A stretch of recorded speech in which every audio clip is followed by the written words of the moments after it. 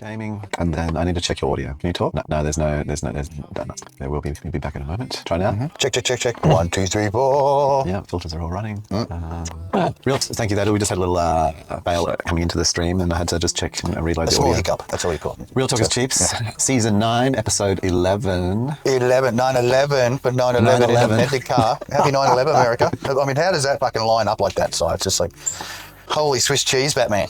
Oh, it is 9/11, isn't it? Yeah, that's right. In Melika. And it was actually only 9/11 2 days ago. Yeah, that's right for us. Yeah. Wow. We get 9/11 before you guys do, so yeah. Oh, well, that's right. Yeah, we live in the future. That's right. We do live in the future. Remember that. Remember that, America. Yeah. Well, happy 9/11 day.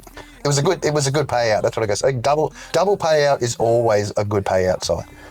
Double pay? Double pay, yeah. Like when you got two buildings and you get hit with two planes, that's double pay, yeah. Because they're two separate incidents, two separate planes, two separate incidents. Yeah, you can't claim one incident. No. If it was one plane going through into one building and out and into the other, that would be a single incident. That would be a single incident. Two payments. No, I mean, That's when you know you've got good lawyers, mate. Well, but I prefer the good theatre. I prefer the good theatre of a plane going through one, out the other side and into that. Yeah. Would look fucking... What a meat hammer that would be. That would look amazing. Would it be made out of solid fucking titanium?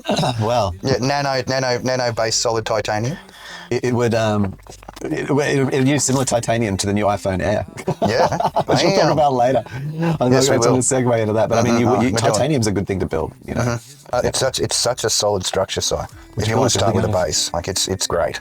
Would you build out of like titanium though, like a building? No, you build it as frame. It's the thing it all hangs on. Yeah, come on. Yeah, but even if it's the frame, you want the shinies on the outside, and you want the strong and flexible on the inside, don't you? Oh, that sounds like something. That looks like a sort of a health tip, you know. If anything, just like looking after yourself, you know, strong on the inside. True. Flexible on the outside. Bit shiny, fun, and they're always shiny. Always shiny. Polished well. Yeah. Polished, but polished so well you're being polished by others. Buffing, endless buffing. A team to bring of out the buffers. shine. A team of buffers. That's right. You'd need buffering team. There's different kinds of, you know. Yeah, levels of shine, mate. You know. As I was looked at like scornfully this week, I went and asked for a moisturizer. What the fuck? And then the person was like, well, you know, how dare you value judge me? Yeah. They took it. They brought in. They said, oh, here's the one you want. You know, they didn't judge me then. Okay, good. Oh, good. And she was like, I said, oh yeah, that's no smell. That's really great. And then I said, so that's a very small jar. Like the quantity. Does it come in bigger jars? And she's like, does it come in man size? Yeah. And she's like, look at me. No. I said, oh well, because I want to put it on my arms and things. It just seems like it wouldn't be very much. Where's the industrial pack? And she's like, no, this is only for the face. Only. So you can't be rubbing on the old balls and nothing. Nowhere. Not even nowhere like other than the face. hand, the arm, the elbow. No, you know, face only. The face only. Maybe a bit of maybe into the neck. Maybe just. But anywhere else it was scornful. She was like, no, you need a different one. Waste a baby. You need a whole different system for the arm, apparently, to the another product specialised for those particular meats. Yeah. The chicken wings. Right. Yeah, it's like basting. You know, you don't baste. Yeah. Got to get the right baster for the chicken wing. You do. And then the hand again, a third and separate one. Yeah. Well, it's good to be thorough, isn't it? Yeah, apparently. I mean, it's good to buy 3 products and not one. And then you need a different kind of coverage. Yeah, and then if you're trying to moisturise. Did the ones that go on the hands and were they larger? Like, was there more quantity in those other products? Like, when the face one was a small one, and then was the hands one more like the medium one, and then the arms. Not like a little jar, but a tube. Oh, okay. Yeah, the tube for the hands, and then what was the arms? Was that like what you'd expect, like the bucket? No bucket. No. Still quite minor. I think you're meant to use more of them for more of the body. So far easier and quicker process for repeat. Yeah. That's it. Repeat would be weekly or That's right. Yeah, you need. Yeah, not monthly. No, you might be back in again. Weekly updates and weekly purchases. So. Yeah, your subscription would definitely be weekly at that point. No, I get it. And you try and I think what you do is you try and space it out. So you'd like have the hand easy to get one that week, up. then the face one the next week. So you'd be paying like $40 a week just to like put moisture into your body. You can see why someone could become broke pretty quick if they wanted to properly maintain. Get all the stuff. You know. Like a woman who perceives that as like something that makes her more of higher value, increases her value, say. Like they don't just do it because they do it. Well, it's definitely costing a lot. So you'd want to be able to recoup, wouldn't you? You'd want to be able to recoup. Yeah, what's the ROI? And then you definitely want to be getting value for money. There's no point spending all this money if it's not doing anything. Like it's not improving the value. No, it has to, yeah. Well, I mean, but the question then is like, do you then just start because you're spending? Do you just start perceiving? You become value because you have debt. Yeah, you just perceive that. Like you just start deciding that you're obviously, you're a 7 instead of a 6. Upping the market value. Yeah, I mean, or something. Like, because you're like, well, fucking hell, I'm just spending $40 a week on moisturizer, I must look better. I must have a glow. Like, and that could work though. Maybe you're like purchasing not just the product, but the confidence. You're purchasing attitude. A right to having an attitude. It's got the extra value. It's very similar to the religious, the perks. It has a perk. The perks are there. The perks are there. It allows you to behave in a bit of a fuck. I know. You can be a bit of a fuck when you've got a reason. Because you've got the thing. Yeah, I spend $40 a week on moisturizer.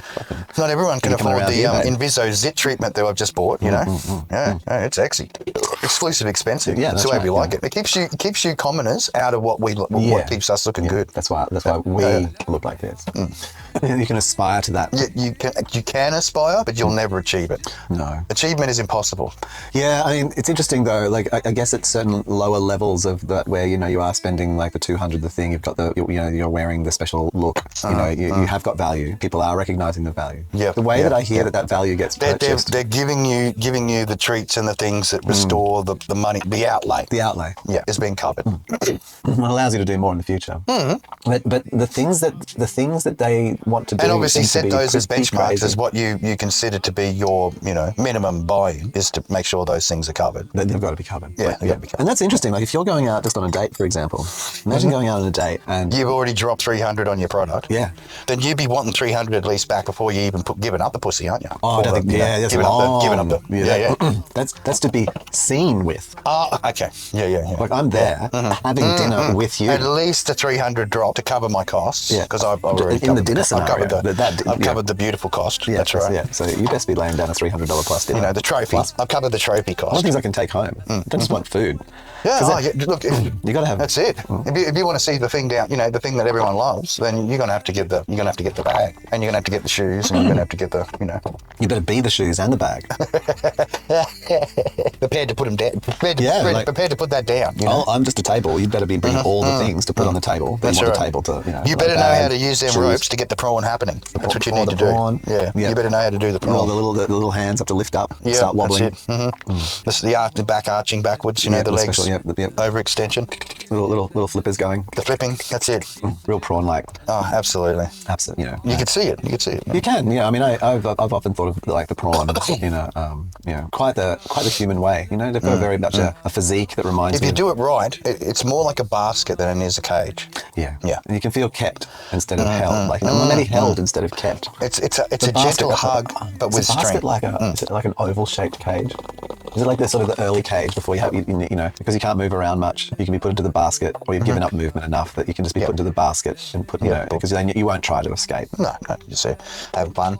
Playing. They throw food at your face constantly, and you just grab it with your hand, and you're happy. Happy in the basket. Special basket of entrapment. It's like the human version of the cat box. Yeah, I think so. Yeah, you'd make it a little cozy, wouldn't you? It's comfort. You're in there and just cozy.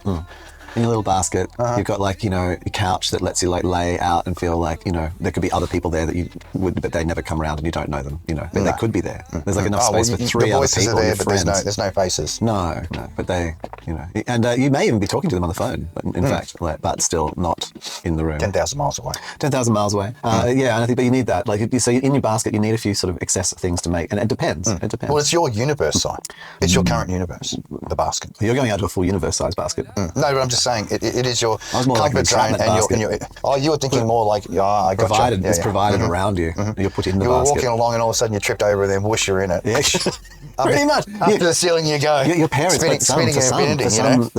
For some, the parents put them in a basket, brings them home, and then puts them in one of those horrid things called with sides and things. The prison beds that children get put in. Oh, cots. Yeah, the little cot. Yeah. So you get home and you get put immediately into a basket. It doesn't have a roof, but you can't get up there. Basically, it's a fucking prison. You got to learn to climb. I did. I was monkey boy, mate. Those little bars, they ain't keeping me. I'm out. Okay. Straight away. Running on the road. There you go. Over the fencing. Well, hopefully not within the first 3 months. I mean, maybe. Climbing trees. Leaping. Climbing trees. Down the road. Down the rubbish tip. In the ocean. Ample. In the end, parents just realise, don't worry. No, just move. Yeah, just let it happen. Yeah. Monkey boy will be fine. Yeah. That's generally the way. You allow. Yeah, well, it's always dinner time. They know when to come home for dinner, so they'll be here. So don't worry about it. Just, do the and you make that pleasurable. You make that so that the monkey wants to return. You make that a fucking tedious situation to be. Fruit bowl at the end, Rewarded for adventures. Come home after your adventures, get your snacks, food. That's it. The basket. Filled to the brim. Want more, Johnny? No, you're going to have more. there you go. Yeah. Grandma special. Forced to eat. Grandma forced. Yeah. Just to put a little bit of, just to give you that little bit of extra comfort inside you. Can't let you leave hungry. Can't let you leave. No. Or full, for that matter. You've got to be overfull. Yeah. That's right. Brimming, as brimming. they call it. So you've got that little bit of extra for when there isn't. Well, in case of emergencies. Grandma's always thinking for the future. Yeah. She's smart. Well, because she remembers the past. The hard times, you know, when she had to bucket that water up in the river rather than just pull the, turn the tap. Yeah. And it wasn't that far away. She's like literally, she's like, my life, you fools. People were bathing in styrofoam boxes. That's it. Collecting rain in buckets. Okay, collecting rain in buckets. The human experience. Off the top of your, your fibro / asbestos roofs. Special, And you like the asbestos Gather and the fibers your rusty because tanks, it creates more dripping, the drips, extra bonus drips. And the taste, it made it more metallic. Having that little bit of asbestos, the tinge to it, just gave the water that little bit more of a metallic value. Did you? Yeah, I like this. I liked it sometimes though, where we'd play with it and sort of, and because it would snap, so you'd punch it and feel like you were strong because you'd punch through all thing, and you get that real nice dusty cloud of little bits, little fibrous bits. It's fairy dust. Fairy dust. The more you breathe in, the more fairies you see. That's right. The more sparkly fairies you see if you breathe it in deeply. Not recommended. Truly embody the joy of it, essentially. It was better than crystal meth. Like those who fully got the full whiff of it, like the rest of their life was just true agony. True agony. It was like the come down day of ice every day. Every day, and then while you're sleeping, they give you that little bit just to get you over the edge and back into the slowly screaming under the skin, and then when you wake up, you're like, oh no, I got to go through this whole thing all over again because I just had that tiny little topper that put me over the edge, and now I've got to go through the whole fucking withdrawals. God damn. Ever suffering. Some people just love it. Like they crave that shit. I would have no idea why. The suffering. They go out every day, cause trouble for others, get bopped for it, and they go, oh, why did it happen? Well, you were being a dick. So yeah, it happened. Isn't that the deal? So what you put out into your environment sort of comes back a little bit. Like if you're being a dick in the environment, then the environment's a dick to you. I think the nicer you are to others, the nicer things come back. And the more of a dick you are, the more people will be a dick to you. Like it's an ebb and flow. So, it's an ebb and ebb, it sounds like. Yeah, pretty much. Or a flow and flow. I think... flow and flow and ebb and ebb. That's it. Either. Well, I think you want to flow through the situation. And if you can always talk it out. You can always talk it out. Yeah. There never should be a situation where you have to talk with lead. You know what I mean? Like using physical language. Ink is fine. Using the words is excellent. Like using the words is the best way to get it out. And even if it is wrong, keep your body language to yourself. At least you get it out. You know what I mean? Yeah. At least you get it out. Because you don't want to. Sharing body language is not the ideal. Not everyone understands the rubbing of the face and the manipulation of the fingers and things to communicate with. They like words. Words is probably the easiest thing for most functional humans to I get. find a lot of humans struggle with understanding words. They sort of. I said functional. Like they interpret words. You give them words. They have many meanings. You've got to provide context, as they say. Words without context really can be interpreted in many ways. I think that it's better to use things that are even less than words that need less context because it's already enabled within them. Like I think if you can by the sound of a grunt. For example, a grunt. There you go. And perhaps like languages, even if you think about the way Japanese, not its more complex sentence structure, but etc. But I mean, not more than. But I'm talking about really basic things that are a bit onomatopoeia, like in the sort of like the way that the word sounds sort of suggests like sumimasen, like there's something, the whole sound of it implies certain meaning, and so you kind of it's always been musical. The word is an me. action, like perhaps like versus like pure wordings where you've got these like action based words. But I don't mean like but I don't know, maybe going to those kind of things like grunts and sounds like that you do get to this kind of lower level meaning, something which is maybe not quite baby like, more physical rather than where we tend to fairy words and make fluff it to create a idea rather than a the word's too abstracted. It's like too many layers away from reality. That's right. The idea is too easily misconstrued. Well, it has construes. It has a strew. Has construings. It does this. Particular levels of construe that colour the thing, and I have as you know, well, it makes it easy to confibulate where no one gets it. Well, also it makes things that you can say shit that's completely honest, like, but no one realizes that you're being honest. Like you can say things like completely clearly in media. It's quite commonly used now. I like, actually, it's quite interesting often where the people who you think are the liars don't lie, but they just say it in a way that is true if you actually really think about it. But otherwise, you know, like say like Make America Great Again. It's like, well, the first question you got to ask was, you know, which we've already done, which is what made it great in the first place? And then and you go, oh, I see. You know, like, you know, from our own analogy, you know, sodomy, rum, and the lash is not always the best choice. That's right. But that is the you know, like, you know, that's sort of like the foundational thing. Keep them in order, being such an unruly bunch. Yeah, maybe that was the half the thing that they were needed for the time.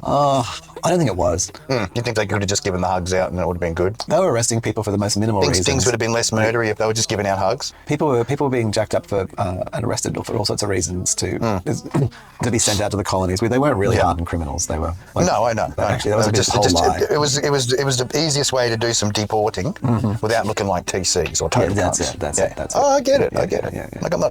No, you're from it. You've got historicals, so you best know about it. I'm just telling other people's stories. I'm appropriating culture. No, you're not, bro. We're sharing my culture, right? We're sharing the culture of those fucking terrible colonists that came here years ago and, you know, set up shop and really did, you know, take a lot of what do they call it? At some point, I think though, like I always look at anything that's real should work at all scales, you know. Yeah. So then. Oh, what's that? You got twingings? The twinges going on in the background. Not the twinges. Not the twinges. No, not the twinges. Yeah, I mean, I don't know. The thing about even like I don't know. Yeah, there's and one of the in the micro and the macro version of this is when I was growing up, you know, I learned to always be flinching like when someone moved their arm. Yeah, or moved it in a certain way, either near or towards me. I would automatically flinch. Yeah, the flinch. Yeah, due to previous training with I can then receiving of lash out movement. and hit somebody if they come up behind me, and then I can say sorry. When I was young, I was hit a lot, and so I just lash out and hit people if they come up behind me. Or you can at some point take responsibility and go, you know what I've realized? Like that when people come up behind me, I get nervous and I freak out. They're not always trying to kill you? Yeah, they're not always trying to kill me. So I'm actually going to learn now how to chill the fuck out a little bit, or be able to explain myself. Oh, sorry. Until they are trying to kill you, and then obviously you act appropriately in that circumstance to act about rubbish. That's it. But when you do that on an individual level, I also see that operational on let's just use the word national level or like a cultural level. And so saying that, like, even looking back in history and going, you know, but that was terrible. Like they did this, or they stole the people, or they killed the thing, or they cut the balls, or they did whatever. Mistakes were made. Yeah. Well, no, most of them were not mistakes. They were not mistakes. They were fucking intentional takes. Well coordinated fucking actions. Intentional actions and plans. Intentional actions and plans to take over territories. Of course. Yeah. Let's not get this misconstrued at all. No. That you can look back and go. We can look back and go. Oh, you know, yeah. Well, that happened. Or we can go. Hey, is it happening now? Oh, like, well, okay. Well, it's always fucking happening. And this is the thing. Is like it's easy. So even the looking back and going, blaming the parents. Blaming the parents is not the answer. There's always expansion and contraction going on. All right. It is what happens as the world expands, as the world grows. I should say, with its populace. You know, but I don't it's automatic to try and expand. Okay, so I see the action in Ukraine as contracting, not expanding. Okay.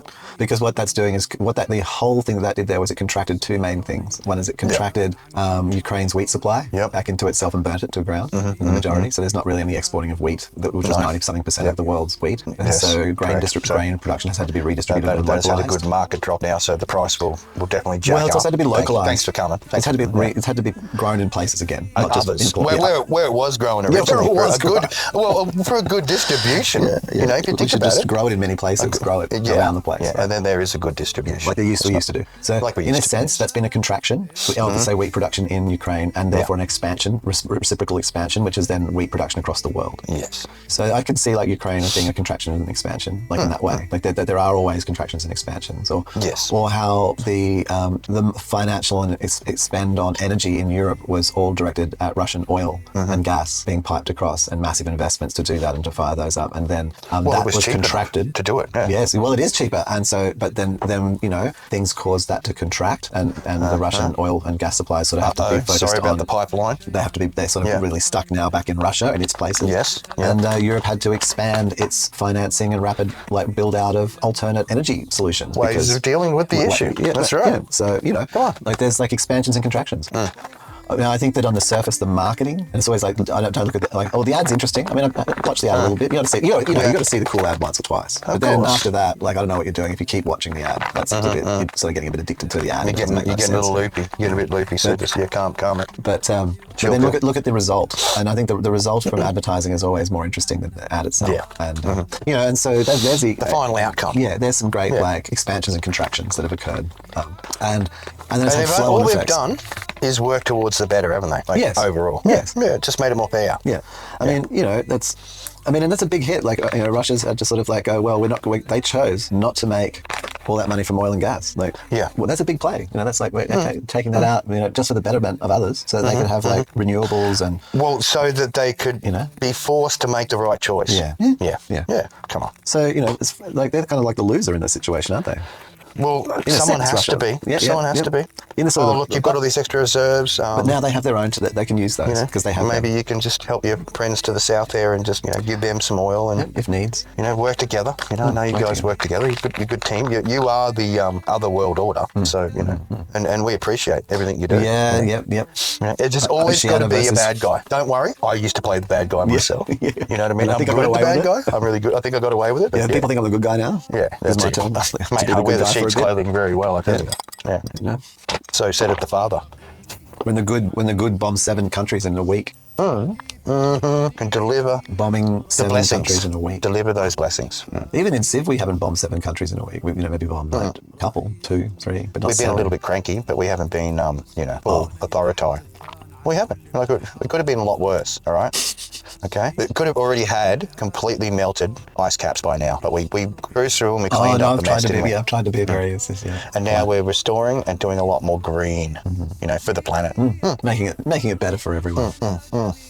When there's big patches of green there, everyone's stressed. Not only you're stressed, we're stressed. We didn't want to have to put the green there. No, we're aware that, it hurts Mother Earth, We're not insensitive. But you would have caused trouble for too long and just didn't have the time for that. Things got to happen quickly. We need to make change so that this needs to be expedited. So we need to go at light speed on the conversion process. That's right. Of all remembering that we were one. Yeah. Okay? And as a result of that, we might need to take put out other kinds of advertising that leans you in a particular way. That's right. Let our religious is, was, will be's be the way of the future. Yeah, just lean on in. Lean on in. Oh man, I've been enjoying the Civ game. It's been good for this season. And now that we've discovered the user's background while having the chat, but it's still good for the little throw in here and there, with the tactics. Yeah, it is. Because Civ is one of those games that you can critique world politics and through it as a lens, actions of human beings with the whole gameplay, and it's good. It's good. Yeah, I mean. We're an hour in now, so I guess we can talk about the topic. Well, we're not. We're only 36 minutes in, actually. Are we? Yeah, because remember the first half an hour was just live stream audio of it. It's just So they're recording the actual, the actual on air time. On air time is it's 36 minutes. Since you hit the record button. Should we give it wait for an hour and then talk about it? Doesn't mean anything. Current thing or about what? I don't know, man. The algo is just so when it's on something, it's on something, and that's all I've been hit with is if we can say it politely, the Charlie thing. And we're not talking about Charlie Sheen, even though Charlie Sheen's having a comeback. Let's do some topics. And Charlie Sheen's having a bit of a comeback with the Tiger Blood. He was on Rogan just recently talking about it, and that actually his interview, the other Charlie had problems.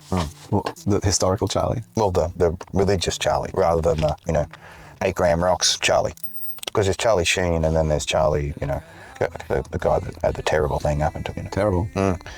Why do we say that, I wonder? Well, I guess when you're not willing to talk about it, you have to discuss it via, 100 yards that you're not happy. When you have to discuss something via 100 yards or more, then I don't know. I don't really think it's an actual conversation. It's no longer a conversation. I have never seen any of his things. This is the first I've heard of him. It was him dying. Well, I just see it in passing because, it's part of the YouTube feed for me, whatever it's trying to feed me. It's doing this thing. But the person chooses that. On YouTube, I have gone through on the For You page, I guess. Well, see, I select things where maybe it leads me to it. Not show me like any news channel, any news channel pops up. The only news channel I've got is the one that I programmed up as the one I want to see, which is got the crazy. Well, so that's when I get the. If you get content about that on YouTube, that's because you must engage that kind of content. Like I never see any of that. Like his name. Well, I'm elderly. I'm easily tracked in by this. His name is not on my YouTube feed. Yeah. His name is not on my YouTube feed. I have no videos shown to me about the situation. Well, that's not what you're concerned with, Si. Well, that's what I'm saying is, you've chosen not to be concerned with that, so that's why you're not getting it. Yeah. But then when we talk about the algorithm and what's it feeding me? Well, what you told it to. Yeah, exactly what you're looking for. Exactly. So, Well, the old analogy, you create your own hell or your own heaven, don't you? Exactly. Right? So I've had to reach out, like, since there's this event that's occurred, someone, just another person shot in America, a school shooting in America, which is like every day. In my aspect of school, there's so many school shootings in America that, like, and I haven't long. The last thing I heard about school shootings in America was that there was some tests of using drones piloted out of Austin in Florida. They were doing it for a natural rollout. Which we discussed. That's right, on the previous Cheepings. But that's the last thing I heard about school shootings in America. Which was fascinating to me. It's fascinating, and but they happen frequently, and so frequently that they're looking at implementing that. So there's a major issue. It was a surprise to me. If it has frequency, then there's a major issue. It was a surprise to me that there was a school shooting in Utah, and only one person was killed, and somehow it's international news and on every platform, and everyone's got an opinion. Because that's the I'm confused because there were school shootings. There were probably 3 other school shootings on the day. Are we talking about them? But no. Do we even know about them? No. So, but the local news would have covered it, but it wasn't international. That's right. So for the first layer for me, it wasn't what we were fed. Is that person's name is not in my feed, and not even their death is in my feed. So that's how not in my feed that is. As far as the thing goes, I'm pretty sure that you, Si, are unique in that way, because every other cunt has had to listen to it on the radio, on the fucking news, really? Blah blah blah blah blah blah blah blah blah blah blah. Anyone think this was Columbine? Like, remember when there was actually what school shootings used to make it on the news? Yeah. It was like, for 1 or 2 of them, and then they got a bit boring. Well, there were more numbers. There's more exciting. I mean, this is the thing. Like, it seems like a little insensitive that one person gets like international coverage. Where maybe 10 other school kids got killed this week. Well, the bus in the flood is always a good tragedy. No, but I mean shot in schools. Yeah. I'm saying, like, I'd say in America this week, let's go just a fucking totally not even looked up. Yes, 10 kids got killed. I betcha. So not to mention how many adults actually get away with just in school shootings. In school shootings, let's say 10 kids have been harmed. I'm sure the numbers are a lot higher with adults taking care of each other. Yeah. But so that one person once, like, why isn't it, if this is the level of distress we need to have around one person being shot in a school, then shouldn't we be having this level of distress like 10 times a day or a week? Yeah, of course. Like, we should be at max stress. We should be at max stress and freaked out. And like opinions just flooding out constantly. Like, what happens when you get stress overload? Sorry. What's the normal psychological transformation that happens with stress overload? You watch The Simpsons and lay in bed. Isn't that it? You go into a coma. You go into a coma, essentially. Yeah, that's it. Yeah. You fall into a comatose mode, and then you believe, everything you watch on Simpsons is telling the future. From this position, which is apparently a bit unique, I guess to me then, after that, I think it's fantastic. I wish I had that fucking perspective. Well, then when I drive doing my job, like, I have to listen to the radio. You don't have to listen to the radio. I don't have to, but it's better than me falling asleep at the wheel. I'd rather hear shit. So you can listen to, like, tech, this fucking cool robotics. Well, but its facilities for connection to it are very limited. Oh, I just put the headphone on in one ear and just listen. One ear. So you can, I just listen like I don't. The car audio is irrelevant. All right, but point taken. I do have headphones in my pocket, so I should just engage. Just have one, and just in one ear, so you can still hear the bullshit happening outside in the world. Make sure that you're not gonna. Yeah, when the police come along, you can hear that they exist. Go back to fucking South Australia. You can't fucking yelled out the window at you. Yeah, something like that. Because you've got those kind of plates on. Yeah. So the next thing for me was then, since this particular school shooting is so important, there must be a reason. So that's an ad. It's being advertised very loudly. It's a very big ad. The ad running is just it's happening. Splinter. The ad spend on this is immense. Like, if you're thinking about, like, if you had to put some serious coin into it, like, people almost as much as they've. If you ran Elon and who was the other fella? Andrew Tate both put $1 million in to get the face of the Ukrainian girl muraled all over the place. What Ukrainian girl? The one that had the incident on the light rail subway with the person who had the mental disorder, also receiving injuries to the neck. Oh, so hang on. Did some Ukrainian girl, like, harm someone with a mental illness? No, mental illness harmed a Ukrainian girl living in America for safety from Ukrainian bombings. And was moved over a year or something ago. Because there's multiple stories. Like, it's been like a full week, Si. die. There was Ukrainian lass murdered by person with obvious mental issues, quote unquote. Well, you'd have to be mental issues if you're killing people. Life needs to live. I mean, there's different reasons for why you kill people. One of them can be mental illness. Yeah. Well, mental illness contributes. I'm not saying it's the only reason. Fear. There's many other reasons people kill people. Don't worry. Yeah. Mostly out of fear, I've thought. Yeah. Frightened of words or frightened of actions. Yeah, or just like they were trying to break in, and then like they, or they're terrified of being caught. Well, apparently this person that had issues. They were scared. Well, no, they weren't scared. I think they were getting numbers because they were talking about getting the white girl. So that was basically repeated after the incident happened that I got a good. So yeah, it was pretty tragic. No, they were of a darker hue than the fully reflective. Okay. Yeah. So they don't let the light in. So they like the person that got murdered had the one which was fully reflective. They had they bounce the light off the pale, bouncy light type skin, and then the other person with the mental illness had a the light allowing skin. They had a far darker hue which tended to absorb light. It lets the light inside. Yeah, that's right. Lets the light inside. You got it, brother. So the light killed the darkness. Yeah. Yeah. And was it? And you mentioned that they were Ukrainian a few times. Was it? So was the Well, that's where they came from, and they'd been in America for 3 years, and we got them the job, and who knows? Obviously cared about the people that let the light in. Like had a little statement on her special in her photo album. Someone picked up a photo where she was in it, and then on her doorway had like a statement. Let the light people. Their lives matter. The people that let the light in. Yeah, let their lives. Their lives matter, and obviously. She was willing to become another, martyr to that cause. Yeah, right. That's big of her, really. Yeah, I think it is. I think it is, man. I think okay. I just want to clarify though that the Ukrainian factor is just like coincidence. It's not coincidence, pure coincidence. It could have been any white person, any one of the people who reflect the light, people who don't accept the light. Yeah. They were right. Well, that's nice. We don't really need to say Ukrainian then, do we? No. It was just someone who doesn't accept the light. It was a person who didn't accept the light. Right. Their hue was the target, and they were happy because they said the people who let the light in, their lives matter more. Than hers, don't they? She's living her own truth. Yeah, absolutely. Laying it down. Well, it's interesting because it also reflects on Charlie too, because he believed in certain things, like having the things that throw lead at one another. Okay, yeah. He believes in that. You like them things? A big believer I think in them. they're pretty cool. Yeah. I'm glad I don't have any. I think they're pretty cool. Likewise. I think I would. It would be. I mean, I can use one, and I can probably use it effectively, but it's best that I don't have one. It's best that we don't have one. Yeah, that's right. I don't see that having helped. That would not have helped me. All it would have, if there was one present, it would cause trouble. It would. That's it. It would cause total trouble, and it's best it's not there. My observation is the same. I'm happy it isn't. Possibly for myself, like possibly not for others, just even for me. Testing out. Does it hurt? Yeah, it does hurt a lot. That's it. That's probably a little bit more hurt than I really wanted. Yeah. Well, things like that. That bit's now missing. Or it hurt a lot, and now I'm no longer here. That can happen. That can happen. Happen to anyone. Yeah. Look at Kurt Cobain. He was testing it, and then he took an experiment. Let's just say the thing he was testing with bit off a little bit more than he could chew. In my happy death days, where I was like, basically I'd wake up in the morning and I'd either wake up essentially like where I was going to be in some kind of loop of wanting to die, like say every 30 seconds, like going through a sort of a scenario. It was best at the exit was a more viable option. Yeah, so that was pretty wild, and I'd call them. So I'd sing songs to myself, for example, like to sort of manage that process, and I'd sort of also try and make it real. So like instead of making it kind of singing songs of the living. No, they were songs of no, just dealing with the darkness. Not yet. Yeah. Well, okay. So for example, when you're saying with the gun there, like say the lead throwing devices and stone throwers. We've established things that throw stones fast. Use of fire to throw a stone. Yeah. I would sometimes live a day out of my life, many days, not one, just to be clear, many days. Where I would spend the whole day in some kind of loop where I'd be visualizing, putting one of them to myself and using it, right?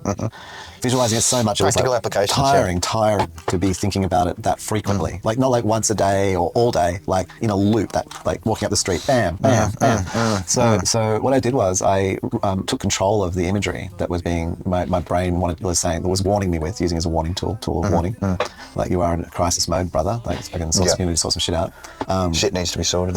sorted, like I would then redirect that, and I would say, well, if I was going to do that, I would like say shoot myself in the arm first to know what it felt like, to experience like what. So it's like, oh, you want to just, oh, I want to end it, and I don't want to think about that. No, let's feel the pain of what that really is. And by doing that, I actually kind of de-toothed the experience over time. It sounds like crazy, like I'm saying I'm visualizing shooting myself in the arm. Not necessarily. It just means you've gone through the full processing of the experience. And then really feeling like the pain in the arm of that, so using the visualization and taking control of the experience of that sort of really negative death loop to change it into a scenario where I'm shooting myself, and then because I'm hurting, my arm's been shattered, because the bullet went through it, for example, then I'm then having to nurse my own arm, because now, so like I would, instead of just allowing the loop to be 30 seconds, I then would use the fact that I was looping. You added something else to have to deal with within the scenario. The pain, because otherwise, because the other one where you bang and you're in the head, then it just ends. So you can go back to the start. Bang in the head and then it ends. Then back to the start. Very short loop. Back to the start. So then you just make this loop drag out, like, and it's actually pain and suffering, having to recover your arm, and sort of like accept the situation. More story to it. And then increase the suffering to end it. Decide whether you really want to do that. Goes, no, I've had enough. That's it. Stop it. Done. And then even with that, like slowing that down, and so then you start to sort of fully visualizing like the impact of, say, if you were doing that, how it would move through your head, and I'm not sort of glorifying this. It's about like actually it's the opposite of glorification. It's about surviving like that kind of experience, and taking control of it, creating mechanism to be able to deal with it. To steer it so that it wasn't. So then I could sing a happy death song, basically. And damn it, slays together, stays together, bro. These days, I tell you. And that's some serious depression. Like that's like hardcore, man. That was like in the and it's what they call the shadow work side. The last time know the light until you do the shadow work. Actually. I mean, it's pretty harsh. I'll go find it for a second. I'm just gonna go find something. But the final time of that, like I was actually living in Toowong, and I woke up this one morning. It was around when I had the internet lounge and stuff, around that time. The realization. Yeah, but that period of like really negative thoughts and stuff like went on for, it was actually a number of years. Like it wasn't like, this is just the peak part of it, the end of it, But I sung songs for years, like, and it just would be in different degrees, like, so this was like, I guess it is a good coping mech, isn't it? Like, because it preoccupies the brain. It does, yeah. So here we go. I'm just going to bring up this document here and have a quick look. I think it would have written it. Well, it'd have to be around 97, 96. Let's throw it up better out than in One Final Tabletail, Twist Engineer, Striker.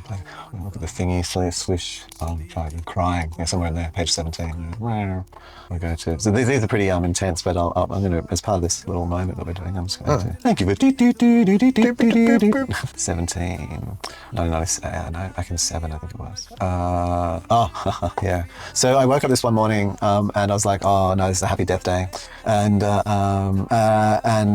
I'd come out. I woke up immediately into like going into the bathroom and harming myself to like complete conclusion. And so that was my waking up. I woke up in that. Yeah. Special gift. So who are you? So I just fully like went with this. Like not with that. I meditated on this and I took myself through a process. And after I did this process, like it was actually a curing kind of process for me. Like it really changed. Like how it healed and now I know it for what it is, and it's like around, like I described, like when I get to those kinds of really negative thoughts, it's a warning that I'm like well over capacity and I need to sort something out, and I'm not like giving myself the space or time. Like I'm going haywire. Like I need to do some work. Pull it in check, son. So this is, I don't know, I haven't read this in a long time. I do not think it's going to be very fun. It's not about a fun thing. So it's a poem. It's called I Depress Me Not. So I'll do it in a bit of a spoken word style. Flog thyself with a cat of a million blades. Open thy skin, feel it scream with the agony of being forsaken. Deny all that you have been given through your life. Blacken it, turn it all to death. Feel your desecrated body. Attempt the impossibly fast repair as your pulse skyrockets from internal pressure failure. Watch with cold passion that which was the force of your life, drain from your limbs, and richly colour your skin. Paint your death over with its flagging internal beauty. See your body a hue it should never be. Can you sense all of you, each cell cry as they blend with your surrounding and slide away from their home? Kneeling in prayer for self-forgiveness, the murdered, the sacrificed, the submissive prey of your own mind. Switchblade, scalpel, the kitchen knife, whispering the names of those who have sinned against you, who you have sinned against. Gingerly pressing cold steel inside all you can see, all you can look at. Its reflective charm, ray against the lights. So you figure this will be surgical? Fucking wrong, you cunt, you fucking blight. Destroy all you touch, hey. Destroy all by hate, hey. Fuck you. It's all you were worth, and still you were worth worthless, useless, failure, thin, too smart, they all hate you. No one wants you, could be bothered with you, because you aren't a man, you aren't what they all want, not even yourself. You can't do anything, you can't even fuck well. Every animal on earth can do that. I got better at that, thank God. Joke, it's all about practice. It is about practice. Joke, the fucking laughing stock. Stab it in deep, drag, fucking body, why is it so tough? Rage, burn with the hatred you need to do it to yourself. Pull, jerk, and rip it through what you love. Shut up, don't let it in. Don't let it inside. There is nothing and you know it. Go away, arm. Do you enjoy the pain? Stab in and twist it around, metal to bone. Fuck you, I'm not even going to cut the primaries. Not yet. Swallow your action. Do you know what you were doing? Convulsions, but you can't get away. Convulsions are the body's way of crying. Please, please do not do this. No. Heart bursting, screaming inside. Do not even think about it. I'm saving you for the last, like the world did. Savage, dirty fuckers. They will not die. Calm and the body, shock and peace. Relax these stupid muscles. Who knows how they can put up such a fight? I am always told I have none. How aren't I meant to be a frail piece of shit? Clean through, wrist to elbow, crimson victory flow, free while you can, escape your prison. Even the carpet can use you better than I. That's enough, tourniquet time. Scalpel so sharp it gets so easy, like riding a bike. Yeah, everything's like riding a bike. I don't even have one. Do you have something? I do not want it. You're cheap poison. I can kill myself and you will not get the pleasure. I can take that one away from you, world, so you can suffer. Legs, look at them opened up like the bloody lips of someone who had the shit punched out of them. Fitting, really. Very fucking fitting. Kneel, pray silent and open-eyed. Are you proud of what you've done? I do not know. Turn yourself around and look at yourself. See into your own eyes. How do I write a voiceless scream of horror and pain issued when seeing the reality of self-murder, the sight of my own desecration? Eyes that only show love, warmth and compassion. Eyes that have calmed so many. Eyes that have seen inside souls and been strong yet coated gentle. Eyes that wish you peace and freedom. My tireless eyes that will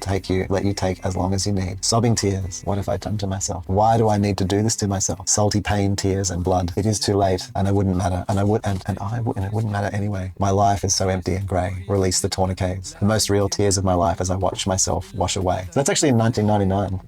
And this process I put myself through as I woke up, and I was like, I cannot live another day like with continually wanting to every 1 minute going through some hideous killing yourself. So I slowed it right down and I did that whole thing to myself, like I visualized it down to the minute detail, like and really slow, and like didn't let myself just die, and made myself feel it. And it was interesting because actually in the lived experience of the visualization, of this, like I never went to the bathroom, I never picked up a knife, I didn't have to do anything. But I, by transforming that, it was hellish. Like it was like the physical, like I felt pain. Like as I had to go through process, I felt the actual, like as I was visualizing that to that level of detail, I felt the physical pain, like it was excruciating, and then having to sit there with it and not like, just like, oh, like I'm dying. Like, and it just took my brain, like, so I did that. That took me about half an hour of doing that whole sequence to myself, and then I wrote it down. So I didn't write it at the same time as I did it. Like that was the writing of it afterwards, to explain to others what I did. And to me, even though it was a negative thing, it's actually meant to be seen in a very positive light. It's around a healing process. Like when we're so in these places, to use that same capacity that we have to loop and do whatever to create our own cope, to change and not even cope, but to cope, to change and transform. And we must remember, I guess, to me was where I got to, was that any action I would take, like if I was going to take out my own life, then I should be doing that with love, because obviously I feel such pity for myself and such like grief and all the things. That was the extreme that you need to. Yeah, that I felt was right. Like there's a dog with like 3 broken legs and it's head half crushed, and you're like, fuck, I'll put the poor cunt out. Like I can't stay like that. No, I can't stay like that. So having the compassion to do that to yourself's a thing. But you got to do that with love, like and then to do that kind of real harshness to yourself when people want to like end themselves, like to then take that through in a slow process and like really honoring it changes it, and you find like an even deeper love for yourself, by kind of that you're willing to let go. That's it.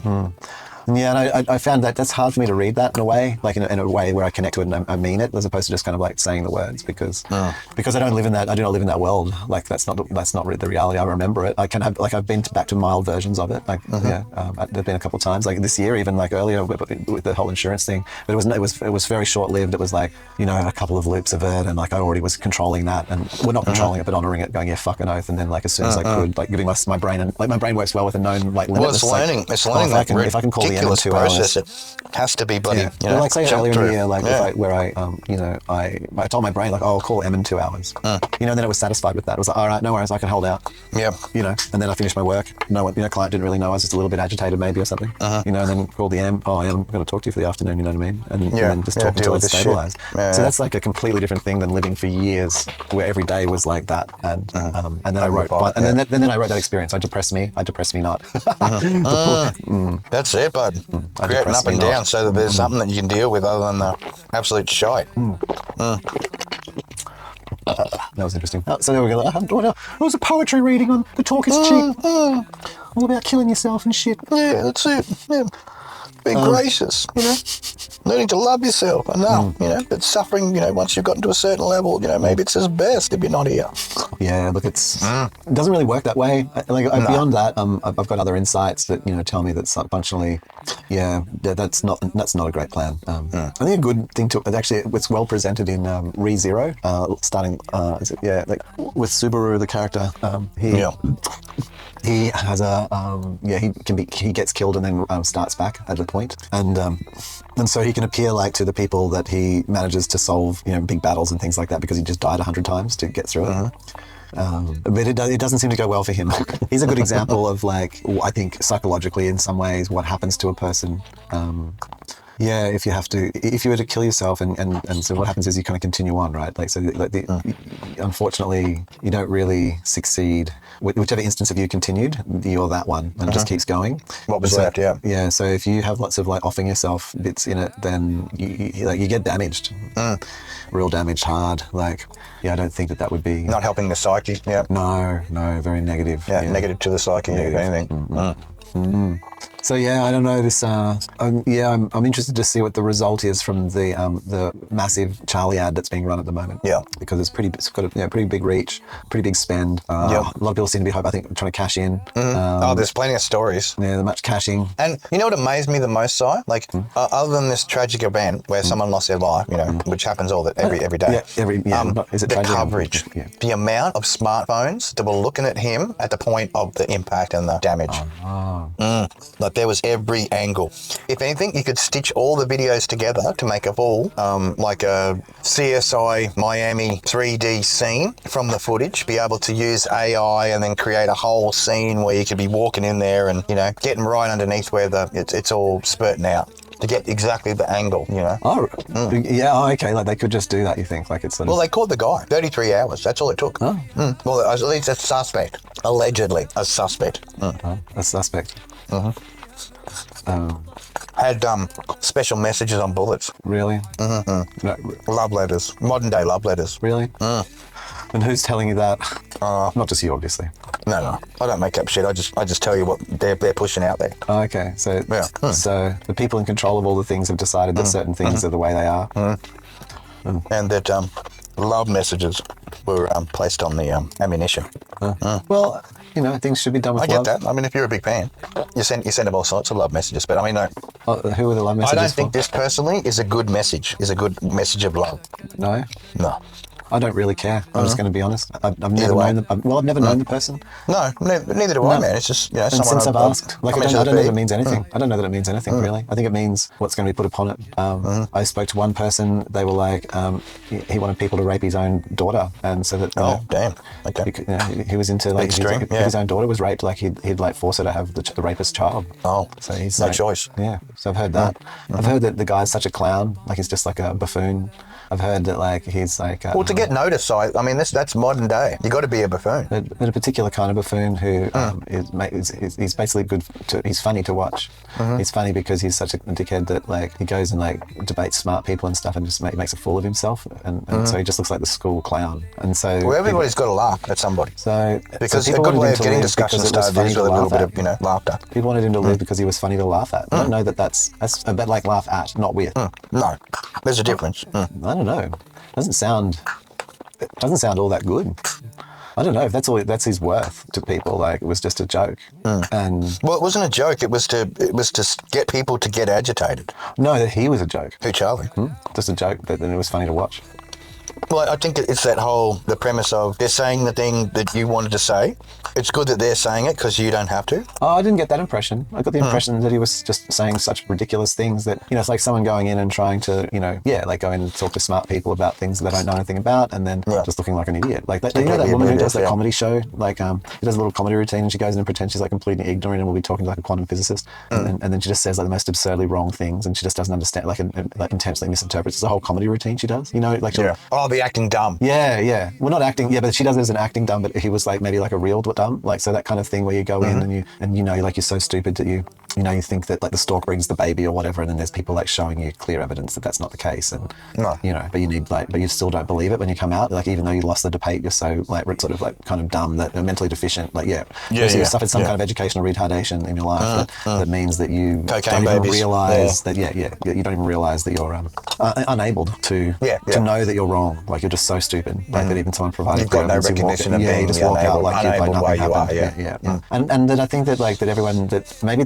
is that why people are feeling sad for him, because he was just a bit sort of had a bit of a mental like maybe like an undiagnosed disability. Like an enablement that like wasn't recognised or diagnosed. Is that, and so we shouldn't hurt people like that, like that. Well, I don't think it's fair to pick on unable people. I mean, from that point of view, no, I don't think it's fair to pick on unable people. Like the guy in the light rail, for example. Unable people don't choose to have their bits taken off. I mean, you got to acknowledge that's it. That's an unable person. Okay. I'm sorry.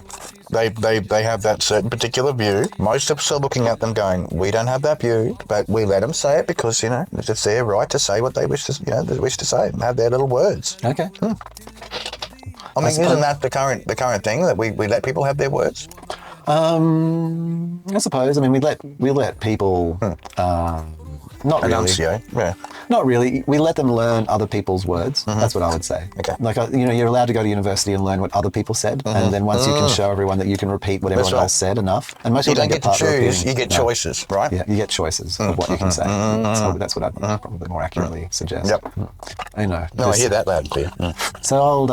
So we've got a bit of a simpleton. So this is currently we're up to this. Is that my take? The guy's a simpleton who went around making a fool of himself, trying to like show up smart people. Well, not even smart people, just normal people, and he was a simpleton. So he was kind of like someone who was like one of the like a comedian. Well, it's an unable person just making a living. But it was sad, but sad in a sad way because it's an unable person trying to make a living. Do you think that they were, from your observations of the person, did they seem aware of it, or were they just like, did they not even know? Did they just have? They seemed blissfully just in their own so they didn't even know. So they weren't really making a living. They thought that they were being like that's sad, isn't it? Well, they had popularity. Like there was a lot of people following. Sure. I mean, it's easy as an unable. Look at our mate. Look at our mate. Disabled Bob. He just punching it down and living the best life. Like you can make the best out of your situation. Yeah, but maybe Bob demonstrates knowing that they know that is the case. Playing their unabledness. Yeah. Well, where we're getting the picture of is this Charlie guy wasn't really doing that. They didn't know that they were unable. They thought that they were able, didn't they? Yeah. They were under the impression they were of ableness. Yeah. Oh, that's pretty sad, isn't it? Or doing the good work. That's what they call it, isn't it? Getting the good work done. Oh, like was he a bit of a follower of the Lord? Some Lord or something? Well, yeah, he was a sky person. Hard. And liking the things that shoot lead, like favourable. Oh yeah. Well, I say Yeah. So we've got a school shooting of an unabled person who didn't know that they were unabled. They were like they thought that they were. Yeah. That's so sad. I can see the sadness in that. It's kind of like there is definitely sadness. You got the person just sitting there in a wheelchair, kind of, and they sort of need to slap themselves a bit as they kind of like as part of their communication, and they're kind of like looking around, and they're kind of aware, and then someone just pushes them out of the chair. That's not cool. No, it's not cool. No. So it's. And then if you're going to shot them, not even push them, but you shot them. You use lead to move them. That's right, to make them adjust their position with lead. Yeah. Yeah, it seems a bit like. I don't know. Like words could have done it. Like I think if you just came down and used your words, it would have it was showing that you were way smarter than they were, and you would have won. You would have won, and there would have been no lead. I don't agree.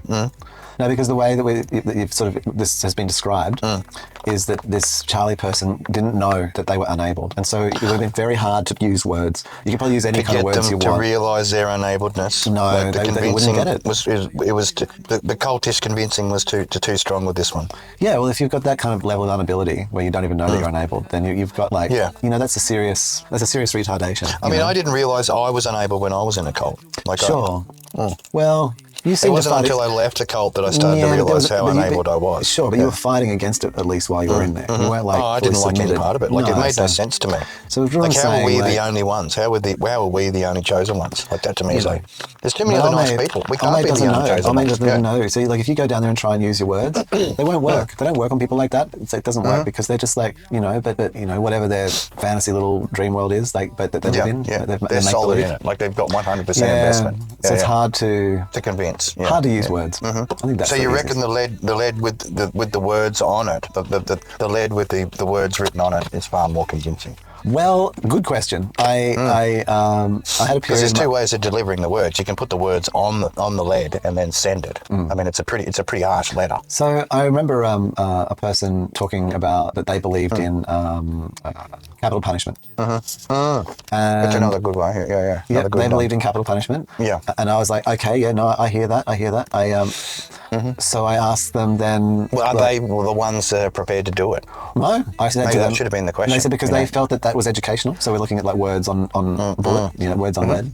And in this regard, I asked this person, and they were like pro. And I said, yeah, no worries, yeah. So what we'll do is I'm going to kill you, and you tell me after your whether you think that's okay or not. What you learned from it.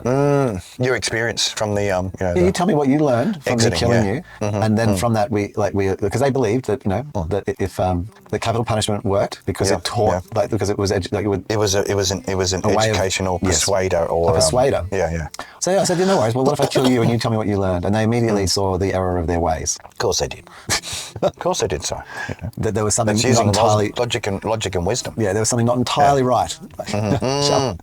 Hang on, I don't think I'm going to be winning out of this scenario. That's right. There will be no winning from my department from the scenario. Yeah. No.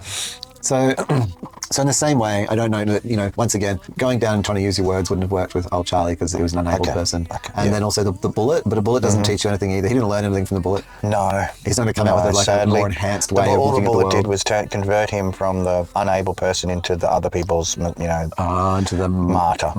He changed status with the bullet. All the bullet did was just change other people's status on him.